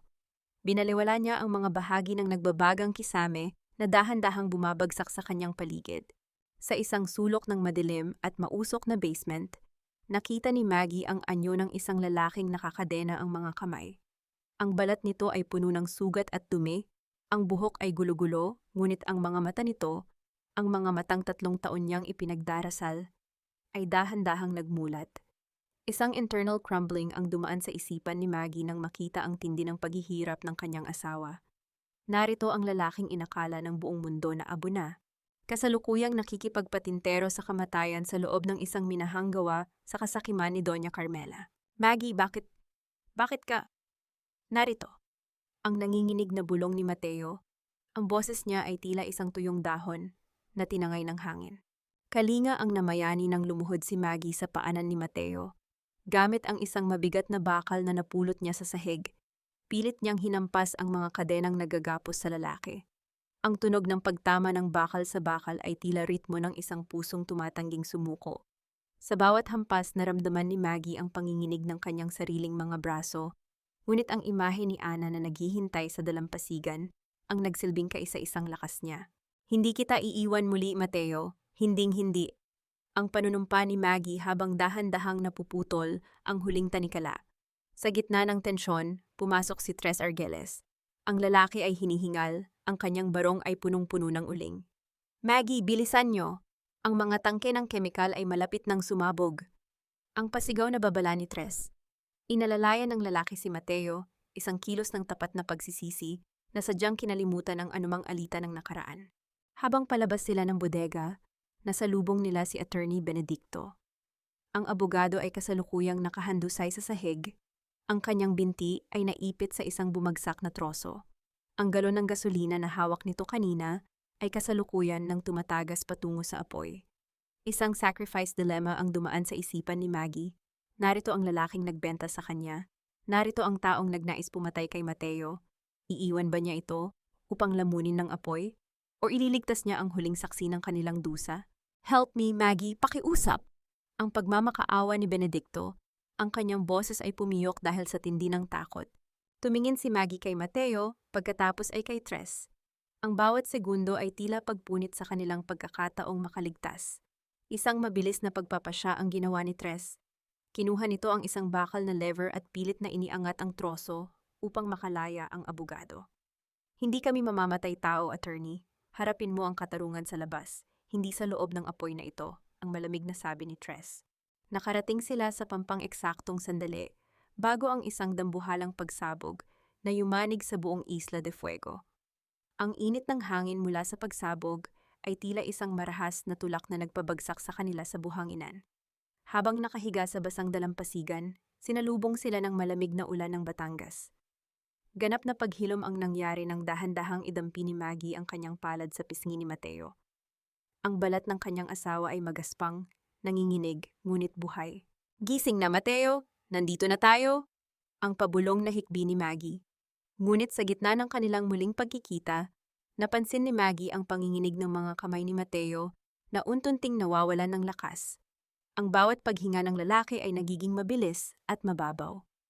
Isang matalas na takot ang muling bumangon sa kanyang dibdib nang makita ang isang maliit na marka sa leeg ni Mateo. Isang lila na kulay na tila babakas ng lason na itinurok sa kanya bago ang pagsabog.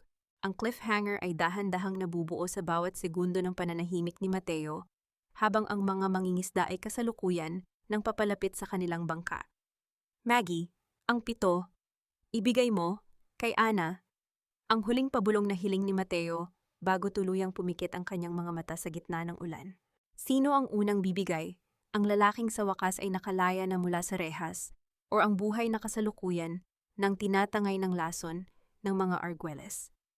Ang gabi sa Batangas ay ngayon pa lamang tunay na naghihilom at ang katarungan ay tila isang pangarap na nakasabit sa isang manipis na hibla ng tadhana. Ang bawat pader na itinayo sa gitna ng kasinungalingan ay nakatakdang gumuho, ngunit ang pundasyong nagmumula sa tapat na pag-ibig at dangal ay hinding-hindi kailanman magigiba, kahit gaano pa kalakas ang bagyong dumaan sa ating buhay. Ang malamig na simoy ng hangin sa loob ng intensive care unit ng Batangas Medical Center ay tila isang oyayi na nagpapakalma sa nagngangalit na kaba sa dibdib ni Maggie. Nakaupo siya sa tabi ng kama ni Mateo. Ang kanyang mga kamay ay mahigpit na nakakapit sa nanginginig na palad ng asawa. Wala na ang putik sa kanyang suot. Pinalitan na ito ng malinis na puting blusa, ngunit ang mga pilat sa kanyang mga tuhod mula sa pagkakaluhod sa mansyon ay nananatiling paalala ng kanyang matinding sakripisyo. Ang bawat mahinang tunog ng heart monitor ay tila batibok ng isang bagong pag-asa na dahan-dahang sumisibol sa gitna ng katahimikan. Naramdaman ni Maggie ang matinding panunuyo ng kanyang lalamunan nang dahan-dahan niyang inilabas ang pito o whistle na gawa sa kahoy mula sa kanyang bulsa. Ganap na paghilom ang namayani nang ipatong niya ang pito sa dibdib ni Mateo. Sa bawat paghinga ng lalaki, naramdaman ni Maggie ang pagluluwag ng pagkakasakal ng pighati sa kanyang sariling leeg. Ang miyamay ng lahat ay tila ba naglaho na parang usok. Ang lalaking sinubukang ilibing ng mga Arguelles sa limot ay kasalukuyan nang bumabalik sa piling ng kaisa-isang babaeng hindi bumitaw sa katarungan. Mateo, gising na, darling. Nandito na si Ana. Ligtas na tayo. Ang pabulong na pagsusumamo ni Maggie, ang kanyang boses ay nanginginig sa tindi ng pasasalamat. Habang nagpapalakas si Mateo, ang balita sa labas ng ospital ay tila isang dambuhalang tsunami na tumama sa buong probinsya. Sa screen ng television sa lobby, makikita ang anyo ni Doña Carmela na kasalukuyan ng inaakay ng mga pulis. Nakatakip ang mukha ng isang mamahaling scarf upang itago ang kanyang hiya sa harap ng mga kamera. Ang kislap ng kanyang mga hiyas ay wala na. Ang tanging nakapulupot sa kanyang mga kamay ay ang malamig na bakal ng katarungan, si attorney. Benedicto naman ay kasalukuyan nang nasa ilalim ng masusing investigasyon, ang kanyang lisensya ay tuluyan ng binawi dahil sa patong-patong na kaso ng kidnapping at fraud. Isang internal crumbling ang dumaan sa isipan ni Maggie nang makita niya ang pagbagsak ng Imperyong Arguelles. Hindi siya nakaramdam ng katuwaan, tanging isang malalim na pakiramdam ng katarungan. Ang utang na loob na palaging isinusumbat sa kanya ay tuluyan ng nahugasan ng bawat butil ng pawis na inialay niya sa asyenda bilang katulong. Nang sumapit ang hapon, dinala ni Maggie si Ana sa isang maliit at payak na bahay sa labas ng bayan. Ang gusaling binili niya gamit ang pabuya mula sa mga manggagawa at ang tulong ni Manang Sabel. Doon niya itinatayo ang bahay ng mga ina, isang kanlungan para sa mga inang itinakuwil at inapigaya niya noon. Kalinga ang namayani nang makita ni Maggie si Ana na masayang nagtatakbo sa bakuran, malayo sa mga mapanuring mata ng mansyon. Ngunit ang kapayapaang iyon ay mabilis na nabalot ng kaba nang marinig ni Maggie ang tunog ng isang sasakyang huminto sa tapat ng kanilang gate. Inaasahan niyang si Attorney Dimas o si Manang Sabel ang dumarating, ngunit ang bumulad sa kanya ay ang anyo ni Tres Arguelles. Ang lalaki ay nakasuot ng simpleng polo shirt, wala na ang kayabangan ng isang heredero. Tanging ang matinding pagsisisi ang makikita sa kanyang mga mata. Maggie, pakiusap. Mag-usap tayo. Ang mahinang sabi ni Tres, habang iniaabot ang isang maliit na susi. This is the key to the main warehouse title. Ibinigay ko na sa unyon ng mga manggagawa ang pamamahala. Ayokong maging bahagi ng anumang bagay na kinuha ni Mama ng hindi patas. I want to help you, Maggie. I want to make things right. Tinitigan ni Maggie ang susi. Pagkatapos ay tumingin siya ng diretso sa mga mata ni Tres.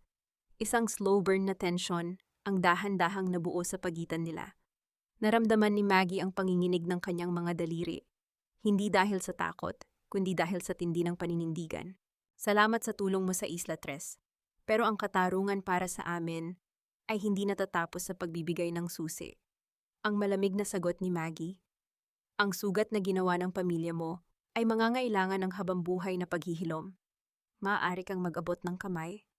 Pero huwag mong asahan na sa loob ng isang gabi ay malilimutan ko ang bawat luhang ipinatak ko habang nakaluhod sa harap nyo. Ganap na pagpapakumbaba ang nasaksihan ni Maggie nang yumuko si Tres. Tila ba tinatanggap ang bawat salita ng dalaga bilang parusa sa kanyang pananahimik noon. I understand, Maggie. Maghihintay ako, kahit gaano katagal. Patutunayan ko sa iyo na hindi lahat ng Arguelles ay may pusong ginto na kinalawang na. Nang makaalis si Tres, bumalik si Maggie sa loob ng bahay. Nadatnan niya si Mateo na dahan-dahan nang idinidilat ang mga mata. Isang munting sulyap ng pagkilala ang dumaan sa pagitan nilang dalawa. Isang sulyap na nagsasabing ang gabi ay tapos na. Ang cliffhanger ay dahan-dahang nabubuo sa pagtayo ni Maggie sa harap ng bintana. Napansin niya ang isang pamilyar na bulto sa kabilang panig ng kalsada, si Rosalinda. Ang kapitbahay ay nakatitig sa kanyang bahay. May hawak na isang itim na sobre na may selyo ng pamilya Arguelles. Isang pambihirang kaba ang muling bumangon sa dibdib ni Maggie. Ano ang nilalaman ng sobreng dala ni Rosalinda? May huling pasabog ba ang nakaraan na hindi pa nila nahahanap sa loob ng records room? Ang paghilom ay ngayon pa lamang nagsisimula, ngunit ang mga anino ng Hacienda Arguelles ay tila ayaw pang bumitaw ng tuluyan sa buhay ni Magdalena Salcedo. Ang tunay na yaman ay hindi matatagpuan sa vault ng isang bangko, kundi sa lakas ng loob na talikuran ang lahat ng ginto upang bawiin ang iyong nawalang kaluluwa. Ang malamig na bulong na ito ay tila isang mitya na dahan-dahang sumusunog sa isipan ni Tres Arguelles habang nakatayo siya sa harap ng dambuhalang gate ng mansyon na dati niyang tinuring na palasyo. Hawak niya ang kanyang mga gamit sa loob ng isang simpleng backpack.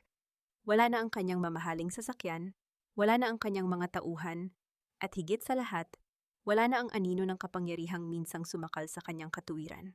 Isang contextual needle ang bumaon sa kanyang puso nang mapansin niya ang katahimikan ng mansyon. Ang bawat pader na dati ay nagniningning sa karangyaan ay tila ba naging isang dambuhalang sementeryo ng mga kasinungalingang itinayo ng kanyang ina. Naramdaman ni Tres ang matinding panunuyo ng kanyang lalamunan nang marinig ang tunog ng dahan-dahang paglapit ni Rosalinda. Ang kapitbahay ay hindi na hawak ang kanyang cellphone para sa livestream. Sa halip, ang nanginginig nitong mga kamay ay iniaabot ang itim na sobre na may selyo ng pamilya Arguelles. Sir Tres, pinabibigay po ito ng abogado ni Doña Carmela bago siya tuluyang ilipat sa pasilidad. Ang pabulong na sabi ni Rosalinda, ang kanyang boses ay punong-puno ng tapat na pagsisisi.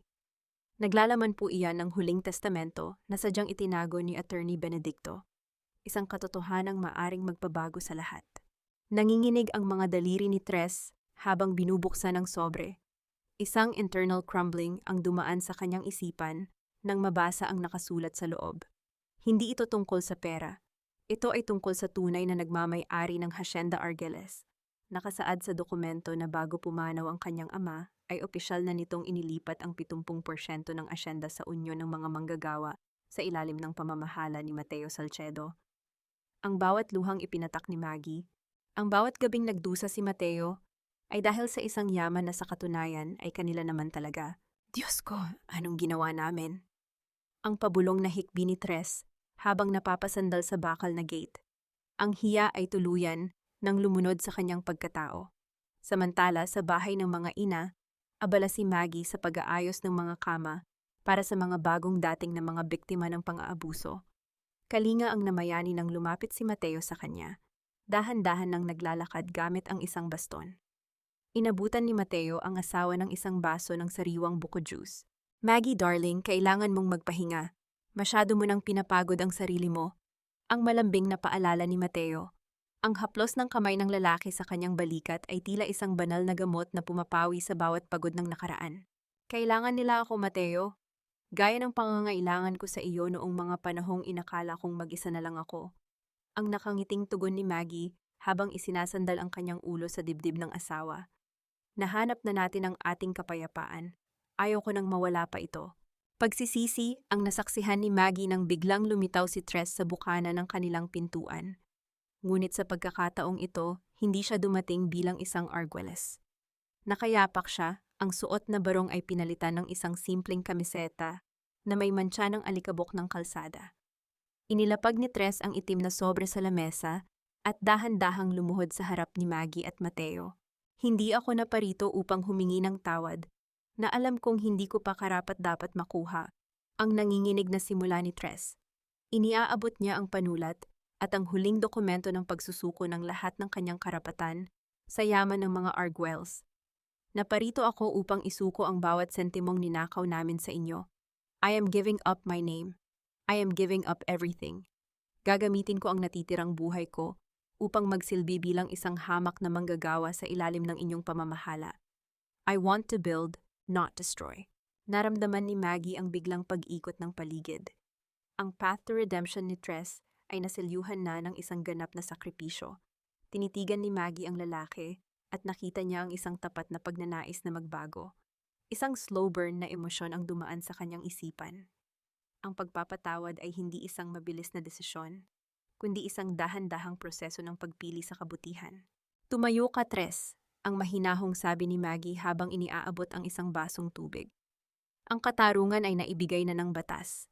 Ang kapatawaran ay ibinibigay ko na sa iyo, hindi dahil sa dokumentong iyan, kundi dahil ayaw ko nang mabuhay sa loob ng bilangguan ng galit. Ngunit tandaan mo, ang pagtitiwala ay parang basag na kristal. Kailangan mong paghirapan ang bawat pagdidikit nito.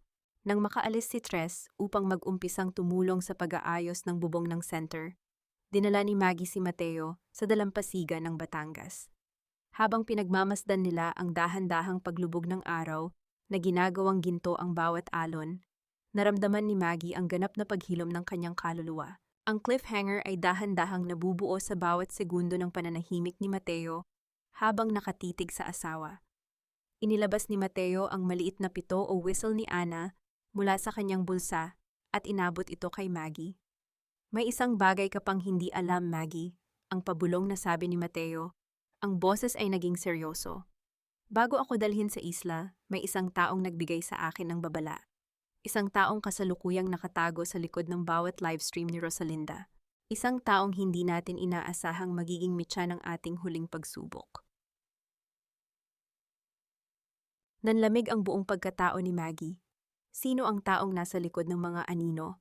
At sapat ba ang kanilang bagong pundasyon upang protektahan ang kanilang pamilya sa oras na magbukas ang huling pinto ng nakaraan? Ang gabi sa Batangas ay ngayon pa lamang tunay na naghihilom, at ang katarungan ay tila isang mitsyang dahan-dahang nasusunog patungo sa isang huling pagsabog na wawasak sa huling lihim ng Hacienda Argoles. Ang tunay na tagumpay ay hindi nasusukat sa dami ng mga kaaway na iyong napabagsak, kundi sa lawak ng kapayapaang iyong nahanap matapos ang pinakamalakas na unos sa iyong buhay. Ang bawat luhang dumilig sa putikan ng Hacienda Argoles ay naging mga butil ng pag-asang ngayon ay nagsisilbing gabay sa aming bagong simula. Ang huling gabi ng fiesta sa Batangas ay nababalot ng isang kakaibang ningning. Nakatayo si Maggie sa gitna ng malawak na bakuran ng bahay ng mga ina. Wala na ang uniforme ng katulong. Suot niya ngayon ay isang payak na puting Filipiniana na sumasabay sa indayog ng amihan. Wala na ang takot sa kanyang mga mata. Ang bawat sulyap niya ay punong-puno ng isang uri ng dignidad na hindi kayang tapatan ng anumang ginto o diamante. Sa tabi niya, naroon si Mateo, mahigpit na nakahawak sa kanyang kamay, habang pinapanood si Ana na masayang nakikipaglaro sa mga bata ng mga manggagawa. Naramdaman ni Maggie ang mabilis na pagtibok ng kanyang puso nang lumapit sa kanila ang isang babaeng nakasuot ng simpleng duster, si Elena. Siya ang babaeng tinutukoy ni Mateo, ang dating accountant ng asyenda na 10 taon nang nagtatago matapos sadyang ipapatay ni Doña Carmela ang kanyang pamilya upang makuha ang kanilang lupa. Isang contextual needle ang bumaon sa puso ni Maggie nang mapagtanto niyang si Elena pala ang siyang nagbigay ng boses kay Rosalinda. Ang bawat livestream na ginawa ng kapitbahay ay hindi lamang para sa tsismis. Ito ay bahagi ng isang maingat na planong binuo ni Elena sa loob ng isang dekada upang unti-unting gibain ang pader ng kasinungalingan ng mga Arguelles. Salamat, Maggie.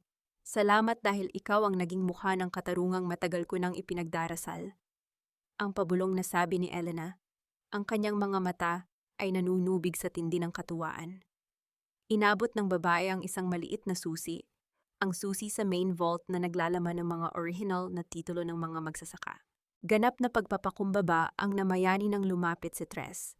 Inabot niya ang isang baso ng tubig kay Elena, binaliwala ang kanyang dating katayuan bilang isang asendero.